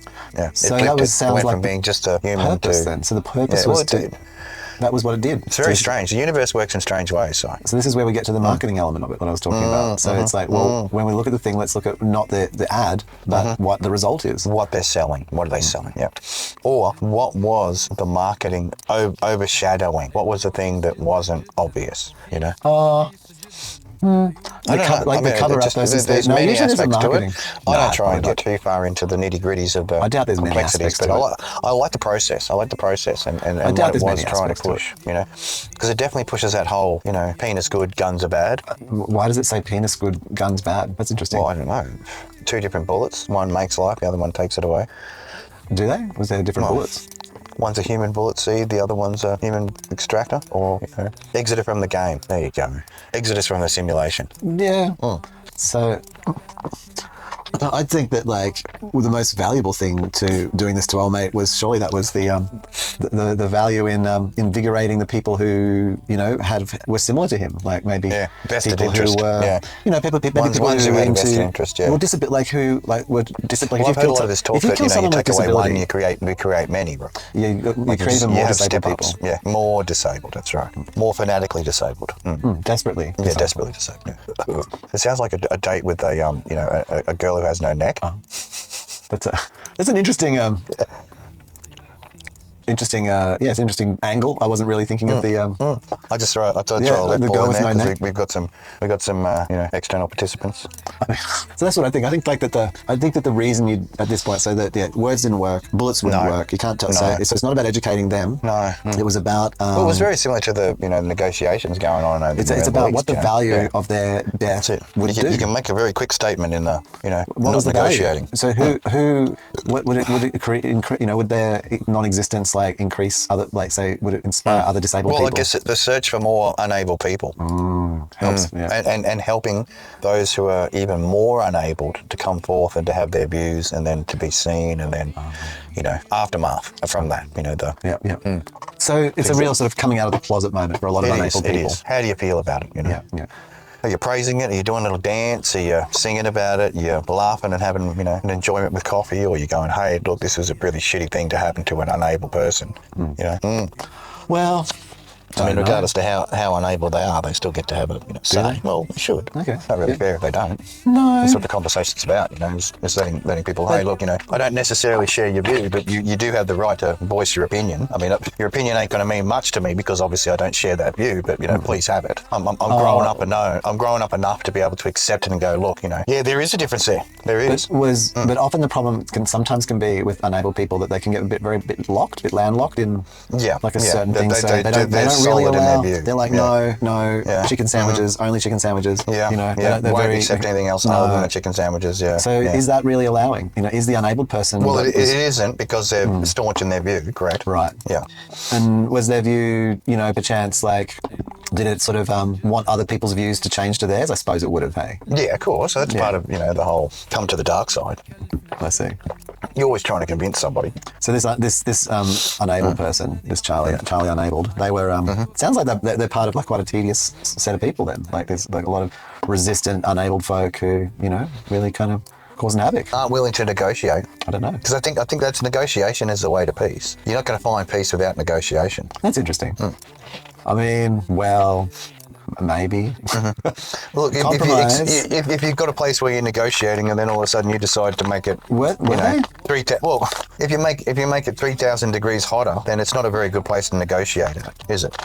So then, once again, so to me, the situation here is simply marketing. So Charlie was just an ad just before before you watch the main movie. Placed in a position just an ad of danger or school, for example. That's the campaign. School. The campaign. Yeah, the campaign. Schools are very dangerous. Do you think that from Charlie's perspective, from his like retardation, that's been probably put upon him a lot by people around him, like you want me to take that view? Do you want me to get into that retarded skin and then I just want get wondering. That mindset side, or should I just? Do you think he therefore would imagine that he sees? I'm summoning it. Summoning it. I'm trying to summon the retard. Yeah. Do you think he would be happy about his death? Do you think he would see that this is going to help other unable getting people into that like mode him? of retard? I feel like he would be righteous about it. He'd be righteous. Scared initially because it's like shit. The crossing over from life to death is a scary process. It is terrifying. Yeah. Don't know. Not too sure. For those who have done it, you understand the terrifying part of it. But once you've done the crossover, justified in his own mind, doing the right thing, did his best, and proven right. You cannot talk to them. Proven right. So he was so righteous, bit nerd, but so there is no negotiation with the enemy. There is no negotiation of the enemy. Yeah. He approves of his own death and think that it furthers his aims. Why would you place yourself in that position other than to be a possibility? I mean, you don't wear an armoured jacket for no reason under your shirt. You don't do that. Like if you go somewhere and you have faith and confidence in the, whatever you believe in, the thing that makes you retarded, right? Then wouldn't you think that the thing that protects you, that retardation, would allow you not to wear a thing that would obviously protect you in case of stray lead driftings? Like you'd feel enough confidence and faith in the thing that retards you that it would protect you, like it would be your protector. Maybe. I mean, I would, like if it was me and I was that zealoty, like I would, I'd walk around fucking half naked because closer to God. Because you know that you're safe. Yeah, right. I wouldn't have to wear clothes. Truth doesn't need to be clothed in lies. Yeah, okay, right? Yeah. Truth can just walk around completely starkers, mate. It would be fully confident in its being protected because it is truth. Yeah. That's right. Yeah. And you think, yeah. Truth doesn't have to wear a flak jacket. He didn't trust his own truth enough. Yeah. Well, test my faith, be found wanting. Sad. Well, I think he's going to get a carry on. I think the missus is going to pick up the baton. She's going to carry the torch. She's going to be like, she's going to follow in Lady Liberty style. That's interesting. Already made statements, so. Oh, it has, really? Yeah, I haven't heard it. Yeah, apparently from the people that distribute the propaganda. Already made statements to continue the good fight. And will no doubt be therefore well funded. Yeah, one would imagine. Hey, you know what? Nobody knows you really until you're dead. No, come on, Si. Let's pull this truth out of the bag. No, we'll pull the truth out of the bag. Nobody truly knows you until you're dead. And you're not really that successful until you're dead. Do you think... More praises will be made of you and your things you did, not in life, but in death. Things that you owned will become more expensive to buy and more treasured because of your absence. That's only in a few scant conditions. No, not commonly. No, this isn't so. Like commonly. Oh no, commonly it's just you're worthless. Yeah. So I don't know. Since you pass away, your siblings or your now, if you dearly departed, they just get to squabble over your shit, don't they? Yeah, but if there's some kind of actually, I don't know. Maybe if you die in a particular way. There could be some value. That's like having the extra insurance, mate. Like for me, I've got the business insurance, so that if I, the insurance I took out with my life insurance, right, was that if I was working, I get triple payment if I cark it on the job. So the ones behind me get triple payment if I park it while I'm working. Yeah, well, I'd hope that they were able to benefit from that. Yeah, so essentially they get what I put in there plus the insurance of the amount. I'm not going to say what it is because it's just fucking rude. It's like a woman in her age. Yeah. But the amount will be tripled if it's a work-related death. There you go. If I work myself to death, you get triple the amount. Isn't that a wonderful payout? Like that's kind of, that is the true gift that keeps on giving. Like if you just cark it at home, you just get the amount. But if you're busting your ass, then you get the 3 times. Nice. It almost makes you want to, work yourself to death, really, just for your family's benefit. Oh, yeah. Look, it's an interesting thing. I insurance-wise, I mean, I need to. Strange world, isn't it? That insurance. I want to take. Yeah, I mean, I think like superannuation is a form of, or 401k or whatever is a form of insurance. Well, it's insuring your future. Yeah, exactly. At least some sort of income. Yeah, it is a form of insurance, and I don't know. Insurance you continually pay into. Yeah, that other people benefit from. Oh, they make the by having access to your money. Oh, fuck yeah, man! They make bank. They've really taken home the nut. Yeah. Done. It's all good. We're slowly starting to get into the play, just tweaking. Yeah, that was just my first turn, I think. Like, I just did a little first turn. Yeah, the ringing of the bells. A few things The bells. But yeah, man, like it's so easy to just get overwhelmed with the fervorous shit. And like I was saying earlier, the amount of camera angles, because everyone had their fucking phone out doing the citizen reporter and getting their own angle of the same fucking story. And it was, man, like I went on to X and pretty much from the videos I saw, I got a full 360-degree vision of the whole incident with the exploding and the gushing and the awfulness. Yeah. And that's what I said, man. Like it created in my mind from the different angles that I was provided with. Can I ask you a quick locational questions? He looked to me like he was sitting cross-legged, like he was sort of. He was sitting there. He was taking questions and that from the people around him. He looked a little bit religious though, like in the way he was sort of. With the Xing and the X's. Yeah. No, was he? Yeah, there was definitely Xing going on. No, but was he sitting? But he was just responding to questions, and then he responded to a question, and then next thing you know, out comes the red sauce. Was he sitting cross-legged, or was he sitting in a chair? No, he was sitting in a chair, man, and leaning forward and talking in the mic and making responses. Yeah, providing the I don't know. And then basically took the mic, answered one after one question, and then next thing you know, hello, multiple angles. There's the source on the ground. Everyone's screaming. Some people just not even realizing what's going on, still going, oh, what happened? Obviously wiping children that were present, seeing the whole thing. Terrible. Like I mean. As far as the widow goes, man, being there, like if you hear about it, you're somewhere else and you hear about it, oh, no, my husband, but being there and getting to see it, witness it with the kids, the 2 girls, like I think that to me is like the most disheartening part of the whole thing, like the kids having to witness it.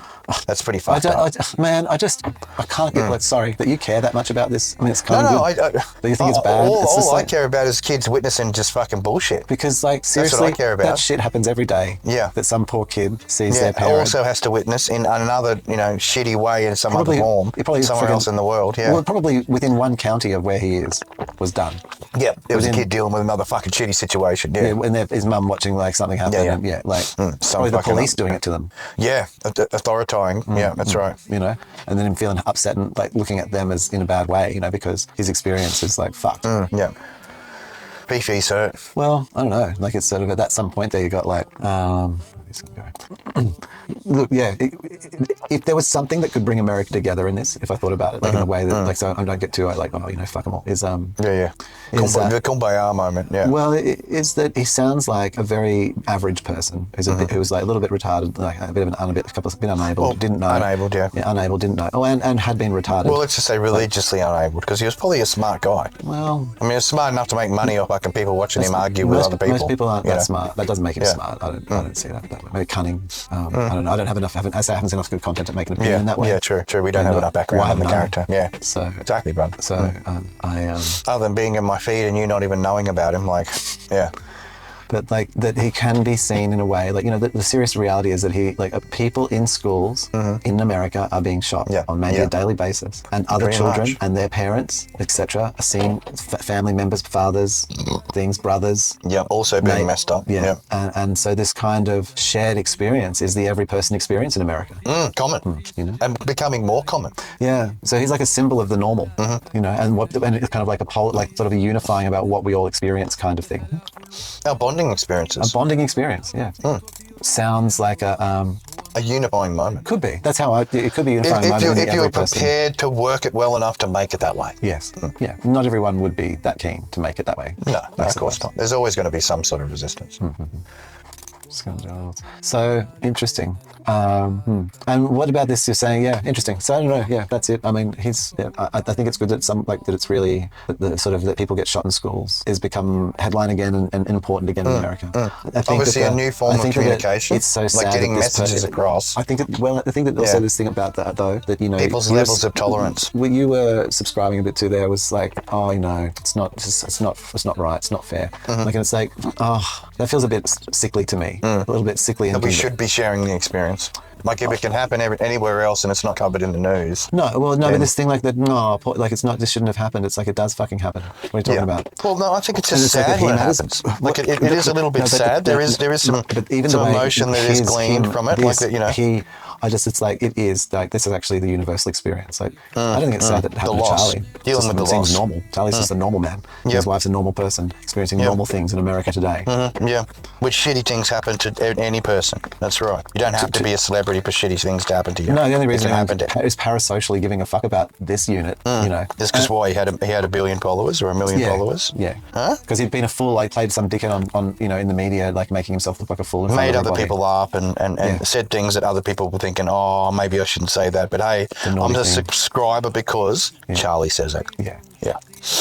And he's my YouTuber or my blue sky. He's my blue sky hero. Your blue sky hero. Everyone needs one. Everyone needs a blue sky hero daddy. There's a lot of things going on there. I know. All mixed into one. Jeez. It's going to be an editing nightmare. Maybe not. Maybe. But I think there's different sections. Like the Charlie topic, for example, is not one entire segment. It's a bunch of different pieces. There's going to be some Chomsky there going on. Definitely. Man, if I didn't have it plastered all over the news, all over Propaganda Central, I wouldn't be talking about it. No. I mean, I'd say I look forward to seeing like what sort of the broader outcome is. I mean, like, and how that's always interesting to me, and the responses. I think, people laughing, people crying, but there's mixed emotion. Yeah, not that. It'll be we need to do more things because of this thing. This terrible thing, or this great thing because we because it's great for us because we're well, we're going to benefit the most from it. We're still alive. No, sure. Aren't we? Yeah. Making the dream come true. Always. You've got to be alive to create the dream. Dead people don't make the dream. Well, they do, but in their own non-seeing way. Yeah. Non-visible way. That's it. Force ghosts. Alien eyeballs taking a bit of the meme-wise for me. I've been getting a bit of alien eyeball going on. You heard about the oculi? The what? No. The alien eyeball side. Oh, hit me up with the alien eyeball. The latest Aliens. Apparently, the series has got this alien eyeball that takes over, and it's like you got to lose an eye to have it, right? It's like the eye of Vecna. The one where you got to pluck the eye out to put the eye in. The goat scene with the ocular eye and the talking goat. In Aliens, I think I'm access to the all-seeing. Yeah, I think I'm aware of the alien eye that you're talking about. Yeah, I think I've seen. I've seen it. I've seen like in the whatever you call them there's been quite a few trailers. memes The eye is a little creature. I actually watched the last, talking about aliens in that regard, I actually watched the last Alien Resurrection last night. Enjoyable? It actually really was. It's got an all-star cast. Like it's. I know. It's just crazy. I was surprised actually at the cast, and everyone wants to be in it. It's like it's the show to be in. Oh no, this was Alien Resurrection. I meant the movie. Yeah, with you. Oh yeah. So all-star cast. Yeah. She and Sigourney Weaver was actually was a producer, and she actually wished to make it happen. Yes. That's an actor in it. But that's actually, I think after watching all of them, I think with all of them, I actually thought it was quite solid good. Out of it. Yeah, that's it. It came with a message. And in relation to watching all of them from the start through, because that's 200 years in the future. After 57 years, like it's 200. It's many. It's quite a while. It's a different company. It's not definitely a temporal story. Yeah. It's not Whale and Yutani either anymore. That was maybe they were around, but that was a different company that was being presented. Like very interesting. Like I thought the search for longevity, mate. That's what it is. That's what aliens is. It's like the perfect species. But it was as a worker drone. That was the purpose. Like it was purely to serve. That's right. Yeah, that was the goal. Which is quite interesting. It was interesting seeing Alien Resurrection. I know when they after the blending of the DNA. Well, that's what I mean. I think agreed. But right back from the beginning, like if you think going right back from the Prometheus. From Prometheus. The sharing. Sharing is caring. And so got to destroy to create. Right. The final form that came out or forms, because Ripley was give a little to get a little. That's right. Ripley was a form of it by then. Yep. And so maybe Ripley was the one getting to be a bit more of the perfect, quote unquote, one that didn't need to kill. The stepping up. She was actually the main success, not the extraction of the whole project was really, well, I mean, they did clone her at multiple times with the Queen, you know. Get it right. Get it right. Get it right, man. you got to have a few little mistakes in that fucking, you know, scientific project till you get it right. I get it. Oh, completely changing topic. Tyrrell Corporation knows all too well, all right? Tyrrell does. I might end up doing like a little size tech talk, little sub video on this specifically. But I do want to talk about Apple's Lumpy phone. Launch this. Lumpy phone, yeah. Lumpy phone, come on. Plateau. So much so, I want to talk about it. Got me excited. Like, that's a lot of compression going on. I'm actually going to bring up, like, I'm so excited that I don't know how this will go. We shall see. Yes. Always learning is important. Okay. So if I bring that above there and I bring that over my side, so it sort of doesn't, maybe I shrink this to make it, that's a bit helpful. There we go. So I'll just move it so it's not overriding the M. So we've got Apple's that looks pretty good. iPhone Air. In the middle there. Yeah. There we go. This thing is a little bit of a beast. It's a marvel. Actually, like, what they've done is exceptional. Now I was going to see if I want to see the film. I do want to see the side image of it though. The lumpiness. Yeah, there. It's still not titanium frame, camera control, accessories, internal design. Yeah, okay. I mean, this is a good image actually. This is what I want to show. This is fucking incredible. So, in the lumpy phone, what's going on here is that Apple. This is the things that Apple actually innovates in, and it's revolutionary. The entire compute is inside the plateau. Yeah, you can see here in the sort of the internal thing. It's just exposed. A little bit goes out, tints a bit outside, but it's going to be on your wrist. Yeah, what this is basically it's miniaturizing down to a smartwatch. Yeah, but that's not a smartwatch. That's a fucking iPhone. That's like an A19 Pro, like 5 GPU. It's going to be a little thing you wear on your wrist. Yeah, look how small that is. And it's going to give you the 3D pop up onto your headset. It won't need the screen. You're going to be wearing the screen on your eyes. You're going to be wearing That's the key here. Is that the screen? That's going to be on your wrist, and you're going to be wearing the screen on your head. Yeah. The screen there is now an accessory to the. It's like it's something that's plugged onto the computer. Like it's just like a laptop, like in a way. Yeah. You know what I mean? Crammed into that little nodule. Just so that's right. Like I mean, an A19 is equal to probably what my laptop is or something. Like an M1. I mean, maybe not quite, but it'll be getting close. M1 Pro, probably it is. But that is fucking incredible. Like that's just like it's nothing, isn't it? Like I said, it's going to be something on your wrist. You'll wear it as an accessory, and you'll be able to put your hand up, like as if you're defending bullets, like fucking Wonder Woman. You'll have one on each wrist, and you'll be taking stereoptic fucking photography with your two hands up defending. Now make the phone half as thick again. So if this is 5.8 mil, make the scroll 2.4 closer to the scroll. 2.5, 2.7 mils thick. So and then one side just wrapped around your wrist, like the battery is half the thickness. Slap-on wristy things. Well, the battery's like slapping around your wrist. No, but the screen. So the next version of this will be more like a foldable, for example. But what I'm trying to say is like if you take this thing here and you turn that into like a notebook style, like the fold is versus the flip, but either that. But it's the flip or the fold. That you can see here how Apple, what they've done is they've put the entire compute module here. So then what you can do is you can make if you made the screen twice the width, then you flatten the battery out even more. So maybe the entire thing is like 6 mil thick. Yeah. You know. And the compute module's there, still just sitting there. Yep. Basically compacted. Yep. And then the same thing if you make it into a flip and you make it go sort of down, like cut it in half here. Once again, the thing is just, I think that it'll be interesting to see what Apple does or does not with external screens and things, but that's not what I'm talking about really. But yeah, that is the thing. So if we go and look at the Bluetooth and the wireless is at that position now where you can easily fucking multicast anyway. Yeah. Yeah, that could be literally the whole compute, and you can just cast to it. Well, it needs a battery at that point. Yeah, but that could be a stick plugging into a friggin' screen. That's an entire Apple TV. Pretty much. And look how big it is. That's like part of that's a camera. Well, you've seen what you can do with the USB-C. Like it can be video or whatever. Like the compute's emulate whatever you want through that port. And that's the wireless chip. Everything. That's the RAM, storage, hard drive, wireless, cellular, compute, GPU. Yeah, I/O. Shove it under my skin. Camera. I need it closer. Shove it under my skin. Microphones. That's it. Like infrared thing. Flash light. There's a light there. The torch. Yep. It's a fucking torch. All in one.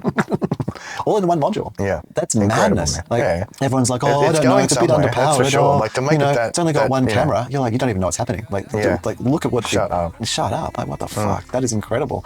Also, it's interesting. So I listened to an interview with Greg Joswiak, Jos, and John, whatever his name is, Thomas, and it was with Tom's Guide. Yeah. And it was like a bit Tom's of a Hardware. Tom's Hardware, yeah. It was a bit of a tech talk, and it was kind of cool, like them chatting with those guys. And you should watch it, actually. I recommend. And, I'll probably pick it up, yeah. Yeah, and they some of the highlights were, one is that they're going, oh, well, you remember Bendgate, like literally call out the name Bendgate. And then Jos grabs the iPhone Air and just tosses it across, like catch, and tosses it across, and he drops it. The guy who's going to try the reviewer, the interviewer. Almost has a heart attack, yeah. No, he doesn't even care. He just falls on the floor. He just says, nah. And then they pick it up. Oh, yeah. And he goes, he says, do it on me. Try and bend it. And then old mate's there, obviously not trying to snap it. Go full flex, but put an effort in. Give it put a bit of pressure on. And going, this is actually really tough. And then hands it over to the other guy, and he's like, this is like, because then they're like, that's why we've made that one titanium. But what they talk about in the interview, they don't really understand. The guys don't really grasp it properly. But what they said was, they're like, well, we don't quite understand. It seems a bit underpowered or whatever. And they're like, well, what we realized was from our baseline that we then had our Pro, but there were different reasons why people bought a Pro. One was they bought it for like status. Yeah. And the other was they were bought it to have the best one, like to have the best one. And the other people were buying it because it had like the cameras and the thing and the, They were buying due to spec. Because it was a One was buying for the status, other were buying for spec. Yeah. And so they've split the Pro line so that one is for status and one is for spec. You get the gold thing of the fancy screen and the sucks your dick on Sunday. Yeah. Well, that's the Air. So the Air is like this super sort of light and slick, it looks like it's the so best. sexy. Just rub it against my clit while I'm fucking. It's vibrating. Yeah. Max. Exposure. Max price. And in a way, like there was a lot of talk around how Apple dumped titanium for the Pro range, but that's not true because the Air is one of the Pro phones. It's the one that wants to be, you want to have the latest, the best. That's the Pro path, right? And so it has kept titanium. Well, you pay for status, don't you? Yeah, but it kept titanium. Yeah. Like titanium is still in the Pros. It's in the Air. It's one of the Pros. Yeah. And then the Pro Bowl though, the technical one, the one about specs. Yeah, so that kind of like I want to bring it up on the screen because it also has the same lumpiness. It does. And I like the lumpy. Like to me, the lumpy's like we're going to get this so small. You're going to be, eventually you're going to just put a ring on. Oh, God damn it. Right? Oh yeah. You're wearing a little ring. Here we go. So that there is the entire compute, and 3 of that's camera, a torch, and lidar, and the whole compute. Does the smokes? Like that is the whole Pro computer. Just that module. Yeah, and you can see like it would go through to the screen. It would be chunkier than just there. It goes down into there. It's fucking chunker. But yeah. Well, you're packing it, man, aren't you? What a beast. A19, all the fucking fun. AI? No. Apple. I mean, it has AI. It has like good AI processing. Like if you made an app that had AI built into it, that thing would sing on that computer. Like that's a different conversation around how like Apple has a different. Apple is a platform, not a product. OS version versus standalone. Yeah. It's not an app. It's like integrated into their system. Like it's But yeah, that you can see there where the in the exploded view where this upper module here. This is all camera on this side. So the whole computer is just contained in that. Yeah, that chunk. That chunk is the whole computer. Camera, everything. That's fucking glory, power and glory. Yeah, basically that's a MacBook Pro on some level, some kind of. Not really. It's half the size. So the micronized version. Yeah. But you can sort of see like if you think about that as a technological choice, then besides seeing it on phones, like you were saying, like so you look at the next version of the Apple Vision, whatever Pro Air or something, it could use the same kind of thing, so that just on the sideband there's just a lump. That's the whole compute done. Yep. Moving on. Like I said, slap it on your wrist, Si. Yeah, slap it on your wrist. And then you just, hold it up to take your pictures. Hold your wrist, hand up like you're, Spider-Man or something, and then take your pictures. I wonder if they could get it. Yeah, no, that'd be interesting. Yeah, so that and then even if you look at laptops and whatever, that the entire bottom it could be a battery, and then you've got the screen. So you've got a battery and a screen. Yep. And then on where the camera is up the top of like a MacBook Pro or something like that, on the back of it is just a lump. Where the everything's just going on. Just in the top of the monitor. And because it's at the back of a laptop, you wouldn't really notice it. Well, you'd never notice it when the laptop's open. And then when it's closed, it's just like a little bar. Like it's fucking nothing. Like it's like, you barely pay attention. And the awesomeness of miniaturization. Yeah, it's amazing. Like, and it allows for the amount of battery pack in there that is like quite a thing, quite something. But yeah, boss mode. Anyway, that's my take on like, so Apple's announcement to me was its biggest jump probably since the iPhone 11 actually on an iPhone. Like the 12, 13, 14, 15 and 16 were all and that kind whole of compression, man. That's just crazy shit. Yeah, that's it. Like since the 11, from the 12 through to the 16, basically they spent 3 to 4 years improving the camera system, one lens at a time. And they used titanium. They learned how to use a different material, which they're now using in the Air. So they used titanium.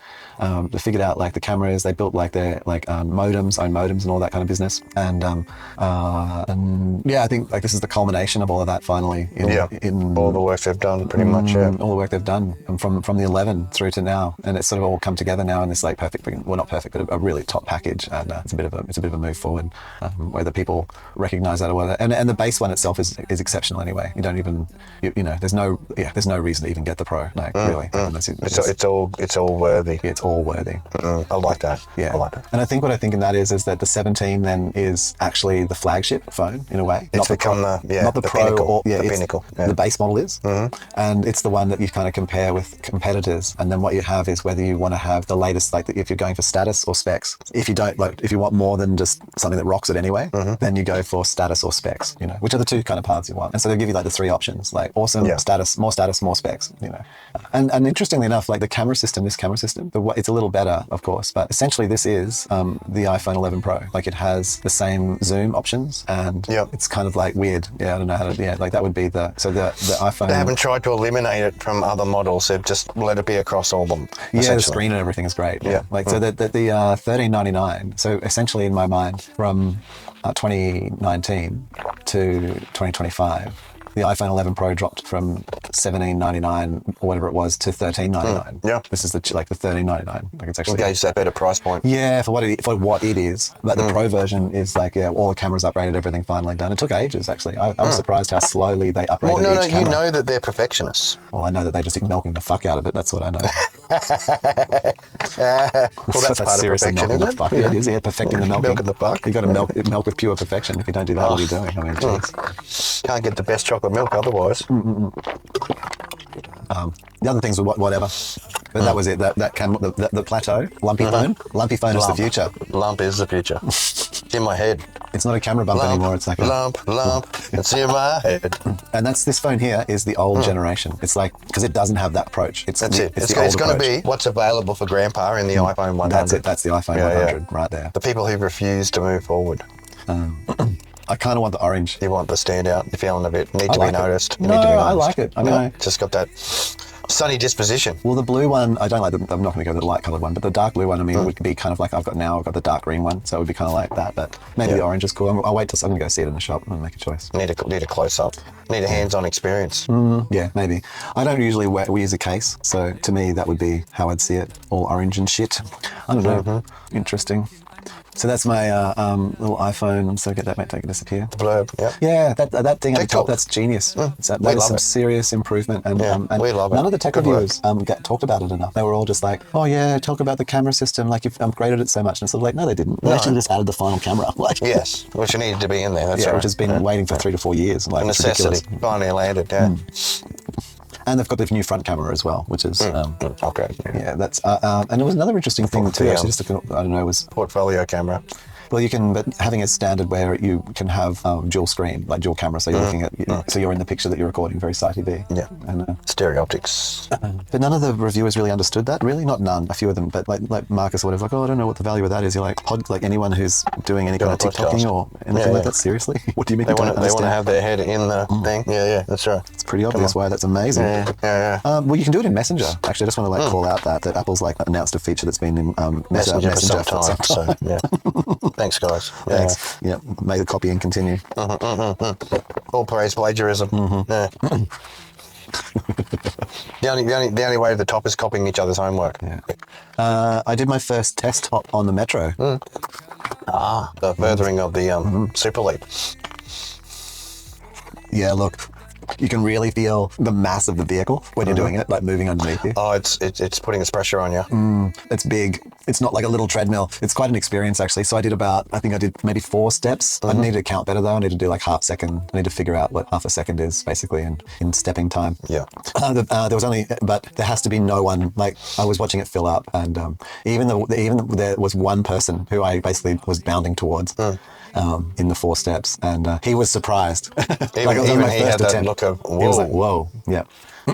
So, I'm going to practice more. I might need to go on a little bit. But you can only do it at certain stations because once you get into the city, it then fills up. So you've either got to do it at the end of a road line, or kind of like as it's approaching the city, maybe where it hasn't picked anyone up yet. So you basically have to be at either the start or the end of the line. Because if you do it in the middle anywhere of the line, like if you're like anywhere near this, then there's just too many people. Like you can't. If you wanted to do it with like a train, like with like 20 people in the carriage, I don't know. It's going to be a rough job. Yeah. I think you need that space. That's the reason why when I did the song, like the catch-up concert song, like did you see how long the bus was? Like it was a worm, mate. It was worm. It was worm long. Yeah. Like there was plenty of space to run along that. Because that's what you'd need. You'd need like an open, long area. Yeah, you do. Well, you can do it pretty quickly. Like you're not doing it for very long. Like if there were a few people, but the way, the thing is that because the way the metro in Sydney works is that it's the seats face inwards and then there's standing areas at each door. Yeah. So what happens is everyone's legs go towards the middle of the train versus if everyone was sitting in direction with the direction of movement with the train, it would be quite a lot easier because you could run down the middle. But running down the middle is like people's footses, Yeah, you're tripping on you could trip on someone, tripping. Yeah. And I mean, you can sort of like still pay attention and not trip on people. Like you don't have to trip on people, but it might be a little bit more challenging than one thinks, to not trip on people. Yeah. Encampment, I don't know, one bill. So this is 4 and 1, 6 and 1, 2 and 1. That's what we need. Yes. Yeah, interesting. My conquest continues. 411. It's a tiny little town out in the middle of nowhere. What does it even do? 3.3 surplus aqueduct. Okay, it's got some surplus food. Done. Unconvincing the final resistance to it's best that we look after that land for you. Oh, really? Yeah. Yeah. It's going okay. They're understanding?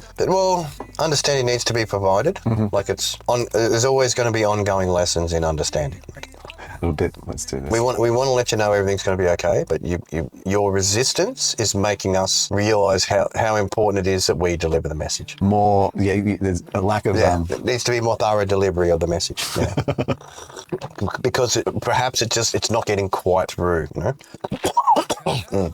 We realise that people have differing opinions on certain topics, but it's important to know that our opinions on the particular topics are probably more right than your opinion. I like how you that they at least talk to them. It's kind of fun. You've got to have open discussion. There is no democracy without open discussion. Take away the open discussion, in comes the fascism to sort it out. Oh, yeah. Yes, it does. It's like the natural vacuum. If there's no democracy and we can't talk about it, something's got to fill it out. Yeah. Fascism. Hello. Welcome to the game. Yeah. Got a job to do. Do your thing. It's important you get it done. There you go. Democracy will just step back for a short moment while you deliver, and then we'll become very democratic about it again. Well, you can only hope. Yeah, or at least we will try. Okay, we're not saying that it will happen, but there will be a very, very short yet openly responsible period of negotiation. As long as the negotiation sort of leans our way, it's probably going to go very well. If it's not leaning our way, I don't think it's going to. It's not going to work. It's not going to work out. Not going to work out. No, because not everyone can be right. Oh. That's where we've got to think, Well, I don't know. I quite like to think everyone can be right. Well, they can as long as they have our ideals. Oh. If our ideals are done, then more than likely it'll be righter than anybody else's ideals. There'll be less pain. Well, traditionally what's happened is... If our ideals are adopted. Traditionally what's happened with this is that this begins, right? And then that brings in different cultures and they sort of have your ideal. What actually happens is over time is that then they become the ones who are at the top of the food chain inside your own society. And gaining the max benefit, yeah. Well, not just the max benefit, but your ideals and things, but then they kind of like... You get eaten away from the inside, essentially. And eroding, yeah. That eventually the British family will be Indian, as an example. Well, we discussed it. We've discussed, and so... It's only a matter of time. There are ways you can try. So if you don't want that to happen, or you know that might happen, you know, you might start taking on decisions that are a little bit... Process of elimination. Yeah, like not wanting that to happen and trying to prevent that from happening in various manners that are not fun for others. Never is. No. You know? No. Part of the hard decision, you know. Had some interesting local news. Oh. Yep. Street person kicked into a coma in Southport. Oh, that's pretty savage. Again, another time where the words weren't used. It was all, you know, action rather than words. Well, maybe there were words in the beginning. I mean, I don't know. I'd like to think that there were attempts at words. Maybe that's naive of me. I think most things do start with words. Well, you'd like to think they do, you know. Words and understanding and compromising of words leads to better outcomes, doesn't it? Yeah. But yeah, it was a bit, you know, I think the guy was like 50-something, living on the streets, living hard. Telling it how it was? Yeah, and then got stomped. Meager possessions relinquished. Had to give in the soft plushie, you know, the Gengar, handing over your Gengar. You know, was used as a pillow, now, you know, someone else's property. How quickly the tables turn. Well, I was thinking that we should, you know, take the guns or the unable people and give them to the homeless. Sounds like they need protection, serious protection. Well, why would you? Maybe you should just give. I think that like just. I think you should be able to go to the police station and say, "Listen, I'm homeless," and they go, "Oh, we're so sorry. Here's your Glock 17 with." No, I agree with that. Yeah, I agree with that. Like, now, I don't think you should take them off the unabled people though. I think that the unabled people are probably pretty scared. You know, they probably feel best the to need. Leave them with their weapons. Yeah. I think you should just put definitely, more. Definitely, that would equalise the more weapons is the answer. Not to relocate weapons. Having homeless people stomped, you know, while they're just trying to live. I mean, I'm sure if that homeless man had a Glock 17, the outcome would have been a lot different. Oh yeah, yeah. I reckon it would have been different. I mean, at least he would have had the opportunity to wave it around. Yeah. Which would have, you know, one or two things either escalated completely or diffused instantly. It doesn't matter which. You know, change is a good thing. Yep. You need to like just put something out there, It's see what options, happens. mate. It's about Learning. options. You know, you don't know. Figuring out what happens. Would have at least had options if the Glock was there. Yeah. Had no options. Sad. Forced to die.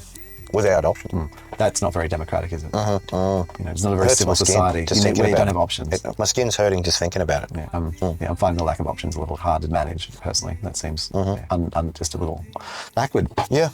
Yeah, in those earlier days, like if you know, homeless did have the protections. You know, could go somewhere and say, "Hey, listen, I'm feeling a little bit homeless. Here, is there any solution?" Yes, there is. This will help you feel more protected. Just you handing it to me instantly gave me a feeling of just that secure. Yeah, being secured. What a difference metal makes. What a difference a little piece of metal makes. Oh, I mean. Actually. And it definitely improves status. Like you go from being just a homeless dude to the homeless dude with a gun. Yeah, I can already feel like a more safe sensation inside me, like just from you saying that. Well, there's a status increase. Like it's even though I'm homeless, if someone wants to mess with me, hello, Mr. Poppy. Yeah, strength in numbers. Yeah, 2 is better than 1. Yeah, 3 is always better than that. Yeah. If you can put 3 into them, normally that's very discouraging. You found that to be a. If they ain't truly discouraged after 3 going in, then that's a bit too keen. You know, you got to think about chemicals in that situation. You know, you might have to go the headshot just to. Just to settle it down. Just to subdue the wailing beast. Yeah. If three hasn't discouraged it enough, then it's definitely going to have to be somewhere critical. Wow. Just to ensure the message is delivered. Where are we at? 3:30? No, 2:49. We're nearly at 3 hours. Oh yeah. Close. I mean, on that there, which we actually, funnily enough, we actually did a whole piece on. I think nearly a year ago, but it was on like the 12-year-olds. It's a little. Their necessity to carry. Yeah. That we should be seeing on the streets of Australia as a country. 12-year-olds riding. They should be out there realizing, like, if you just take that kid and you push them forward 7 to 10 years, so 22. Yes. Or so 12. You're 22 years old, 10 years time, so 2035. A 22-year-old in 2035, so they've come through school, they're like at uni. What the fuck are they even studying? I mean, I'm not saying that it's like possibly nothing. I mean, there might be still things happening. There's not that there mightn't be, but like. What kind of courses are going to be something that they're going to be able to use as a viable method of, if that equals getting a job. Exchange, like China by then, even if it continues at its current pace, what has like 1 million robots in the workforce, like minimum, like that's just like just churning. It's it's so I don't know, improbable that for them that they aren't out there saying, hey, you know, we're not even they're burning. You know, they need to be burning cars now. Like people need to be like standing up because no one's thinking about them right now. Like not even like it's just like, oh, what, you know, and if I'm going to lose my job, and if I, what is a person in a pram going to do? Ain't gonna do shit. They're not going to do shit. Ain't gonna do shit. They need to be babies, dragging themselves out in the street, stopping traffic, just to like make a point. Yeah. What about me? And people are like, get the fuck out of the way, I gotta go to work. Got shit to do, kid. Come on. Just railroading everywhere. So, because they got no hope. I don't know. I know, man. And it does sort of get to that position where it'd be messing with your mind. Like if they're protesting at 22. Where am I heading? Yeah, I know. What am I going to do? What am I going to do? Well, it's gotten to that point where you're going to have to come up with something, aren't you? But the basic thing you've got to come up with is like, how do you gather food? Because you can probably like, you know, get a bit of tin or whatever and make shelter, but... That's easy enough, yeah. But where do you find food in this, like... Yeah. Well, tap into that resource of roadkill. Huh? So kill wildlife in cities. No. Just pick up what's being run over. Like get the fresh ones. Be cruising, looking for the freshies. There's not that much in cities that get run over by cars, though. Oh, no, Brisbane, they always got something fresh. You're in the city? I'm cruising around. Yeah, man. It's like shit on the sides of the road all the time. Because where I live, man, I'm getting constant, like, wallabies and stuff. They're getting hooned. Like, big time. Smashed. I'm surprised. Because they're coming in. There's nothing to eat out there. Coming in here looking for stuff. They're hungry. You know, they're like squirrels, mate. Don't worry about squirrels here in Australia. We worry about the hungry kangaroos and hungry wallabies. Mate, if they start eating meat, we're fucked. I think that a kangaroo... If it started eating meat, then it's all over for the Aussies. I think there's a fair way to go. I just feel like there's a fair way to go for before kangaroos are eating meat, it seems. Become carnivorous, yeah. I think there's a fair distance to travel yet, thankfully. Oh, yeah. Big thanks. Because, you know, yeah. Because there are a lot of them, aren't they? Mate, don't worry about the Indonesians, mate. Kangaroos. There are a lot of kangaroos. Yeah. Coming into the cities, just taking people out. Realising, like, the squirrels, meat is God, you know, going on. Putting down the pain. I mean, if kangaroos did go carnivorous, it would be quite the thing, actually. I mean, there'd be a whole lot of fucked up going on, wouldn't it? Huh? Come on. The army had no problem with the emus, right? If they had trouble from the kangaroos going carnivorous, man, the emus in Australia put in a bit of an effort, didn't they? So we live in tenuous position, you know. These animals could regain their natural right and then just, you know, put the hammer down. Wouldn't take much. They're already pissed off. I see. There'd only be a small amount of coaching to make it happen. And then they would... full kangaroo nation mode. That's just coming in, just harvesting humans. Took away all that good space. Here you go. Here's the return. Should have listened. Should have listened. Should have, yeah. Boop. Bit of Bologna. Bit of Bologna. Right. Boop. And I just railroaded up the wazoo. Going hard. That's it. Actually done. Yeah, right. Boop. Move my spies around. Spies. That's handy. No, I think we covered a fairly good amount of cop topics tonight. Yeah, Charlie got a bit more than I probably would have given him, but... Oh, yeah, it goes. But, you know, you've been deep in it. I could hear your emotion around it, you know. Well, just because I was getting exposed to it so much. Right. It's terrible. You don't get much time. You don't get much opportunity when you're tuning the radio and that's all you're getting. It's just like, you know, Charlie. It's fucking hell. Like I say, simply to me, it's that like if I get it, but here's the everyman, and that's just the experience of America now, and that's the fucking crazy bit. Yeah, it is. 7 types of crazy from Sunrise. What if I can just purchase the nuclear reactor? Oh, I can. Yeah, and so yeah, hopefully people recognise that and realise there's actually a unity inside that, and much more so than a conflict. Yeah, bigger the common interests rather than common hatreds. Well, even to engage the common hatred, you know, and that's of like being the average person and impacted by these situations, you know. And understanding the inner bigot. Yeah, that'd be helpful. Oh God, maybe we get something done. My conquest of Australia is going well. It is? Of course. I hope no more of these, but might not.